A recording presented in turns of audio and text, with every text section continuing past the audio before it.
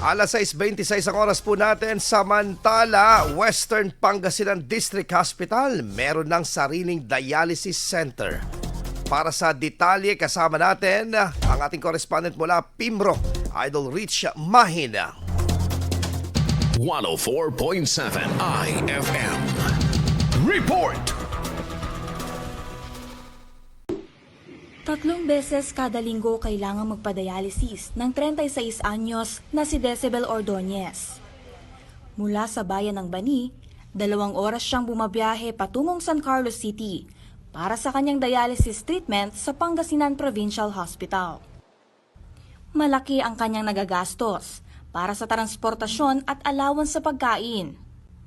Dahil nagbukas na ang dialysis center ng Western Pangasinan District Hospital o WPDH sa Alaminos City, 30 minuto na lang ang kanyang biyahe. Kasi lapit lang. Mostly yung tinatakbo namin na 2 oras, ngayon minutes na lang. Papasalamat po kay Gob.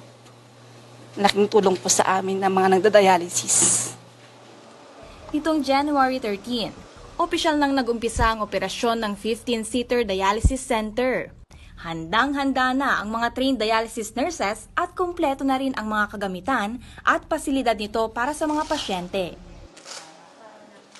Sa loob ng 62 taong operasyon ng WPDH, ngayon lang ito nagkaroon ng sariling dialysis center. Ito ay naisakatuparan dahil sa pagsusumikap ni Governor Ramon V. Gico III na maihatid ang dekalidad ng serbisyong medikal sa bawat Pangasinense. One of our campaign promises is healthcare. Kaya po, tinututukan po natin ang pagpapaganda, improving our hospitals and the public health program and system of Pangasinan. Malaking tulong ito. Nagpapasalamat ako kay Governor Monmon Gico dahil siya yung nag-initiate para magkaroon ng hemodialysis clinic ang WPDH. Libre ang dialysis treatment sa WPDH. Magagamit nila ang PhilHealth nila dito. Siyempre, NDD po. Wala silang babayaran. Hindi sila mag-out of the pocket na gastusin. Ngayon, sa mga walang PhilHealth, pwede pong gamitin ang MAIP. Ipapasok natin sa MAIP.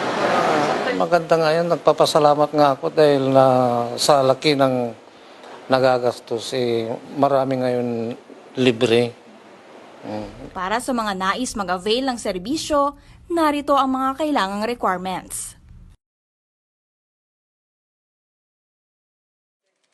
Sa bagong dialysis center, abot kamay na ang dekalidad at libreng serbisyong dialysis treatment para sa mga Pangasinense, lalong-lalo na ang mga bayan na nasasakupan ng Western Pangasinan District Hospital. Pangasinan, ang galing. Rich Mahin, nagbabalita. IFM News. IFM News. IFM News.